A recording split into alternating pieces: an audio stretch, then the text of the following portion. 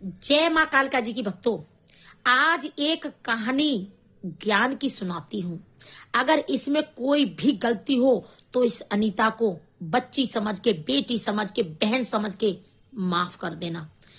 मैं कहानी सुनाती हूँ एक सीता माँ की, कि सीता ना रावण की बेटी थी ना जनक की बेटी थी, तो फिर सीता माँ किसकी बेटी थी? आइए जानते हैं कि सीता माँ एक सत्य का अवतार था। अब बात आती है रावण की।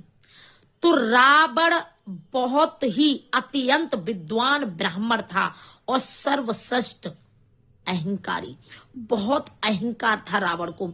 लेकिन रावण अपने राज्य में हर प्राणी से कर वसूल करता था, यानी टैक्स लिया करता था। चाहे कोई कितना भी गरीब हो, दुखी हो, लाचार हो, लेकिन वो अपना टैक्स जरूर लेता था। एक बार की बात है कि 7 ऋषि आए तो उनके पास कोई देने के लिए टैक्स नहीं था। तो जब मंत्रियों ने रावण से कहा कि ये ऋषियों के पास देने के लिए कुछ भी नहीं है, तो रावण ने कहा कि कोई बात नहीं, इनसे थोड़ा थोड़ा सा टैक्स के बदले इनका रक्त ले लो, इनका खून ले लो।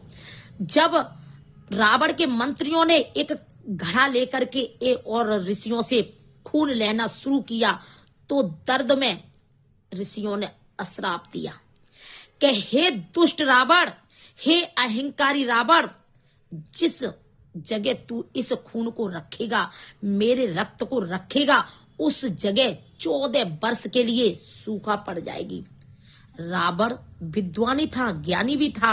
रावण ने सोचा कि इस रक्त को क्यों ना जनक नगरी में गड़वा दिया जाए, और रावण ने ऐसा ही किया कि जनक नगरी में उस रक्त को एक कलश में, सोने के कलश में भरकर और राजा जनक की नगरी में गड़वा दिया। वहां पर हाहाकार मचने लगी और प्रलय होने लगी, सूखा पड़ी 14 वर्ष के लिए। अब आकाशवाणी होती है कि जब तक बारिश नहीं होगी, जब तक राजा जनक और उनकी धर्मपत्नी दोनों मिलकर के हल नहीं चलाएंगे, हल चलाते ही बारिश होगी। तो राजा जनक और उनकी पत्नी ने दोनों ने मिलकर के एक सोने का हल मंगा करके हल चलाना शुरू किया। जैसे ही हल चलाया, वैसे ही हल उस घड़े से टकराया, और घड़े से टकराते ही देखते क्या है कि उसमें एक सुंदर सी कन्या है, और वैसे ही बारिश शुरू हो जाती है। जब कन्या का नामकरण किया गया, तो हमारे विद्वान पंडितों ने उनका नाम सीता रखा, क्योंकि सप्त ऋषियों का रक्त था, वो सत्य का अवतार था। लेकिन कई विद्वान लोग ये भी कहते हैं कि रावण ने उस घड़े में जो खून रख लिया था, वो उस घड़े को ले जाकर के अपने घर में रखा, और जब मंदोदरी ने पूछा कि इसमें क्या है, तो रावण ने कहा कि इसमें जहर है, और इतनी कहकर के रावण तपस्या करने के लिए चला जाता है। एक दिन की बात है कि मंदोदरी को कामनाओं की जागृति हुई और रावण के पास संदेश भेजा कि आप घर पे आ जाएं। तो रावण नहीं आया, तो गुस्से में आकर के मंदोदरी ने उस घड़े में जो रक्त रखा था जहर समझ के पी लिया। लेकिन उसी से मंदोदरी गर्भवती हुई। गर्भवती होने के बाद में 9 मास बाद मंदोदरी ने एक छोटी सी कन्या को जन्म दिया। जब जन्म दिया तो उसने एक सोने का बक्स, यानी कलश या घड़ा या बक्सा मंगा करके उसमें उस बच्ची को रख करके और राजा जनक की नगरी में गड़वा दिया। तो कहते हैं कि वो जब राजा जनक ने हल चलाया तो वो टकराया, तब भी तो न जनक की बेटी है न रावण की बेटी है। अगर मंदोदरी ने उस रक्त को पिया था तो रक्त किसका था?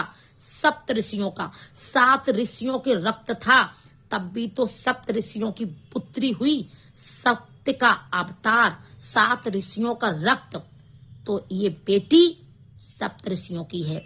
और मंदोदरी ने अपने गर्भ में रखा तो मंदोदरी की बेटी है। क्यों? कि इसमें कोई रावण का अंश नहीं था, ये सप्तऋषियों के रक्त से मंदोदरी गर्भवती हुई थी।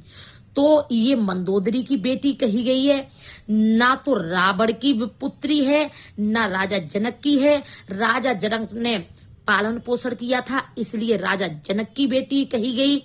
और ये हल से टकराई थी, तो अगर कलश से निकली है तब भी सप्तऋषियों का रक्त था, और मंदोदरी ने अगर पी लिया, पीने के बाद गर्भवती हुई, तब भी सप्तऋषियों का रक्त था। ये सत्य का अवतार है, राजा जनक की बेटी नहीं है, रावण की भी बेटी नहीं है।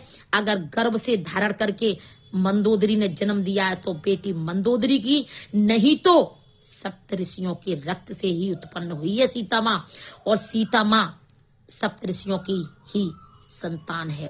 इसीलिए उनको सत्य का अवतार कहा गया है कि सत्य का अवतार सिया है ना साधारण नारी। अगर ये बातें अच्छी लगी, ये ज्ञानवर्धक वीडियो आपको अच्छी लगी, तो इस वीडियो को लाइक शेयर कमेंट जरूर करें, और इस वीडियो को शेयर करें, इतना शेयर करें कि आप सब पहचाने कि सीता माँ किसकी बेटी थी। इस बात को ध्यान रखना। जय माँ कालका जी की, जय कलकत्ते वाली की, जय श्री राम, जय श्री राम।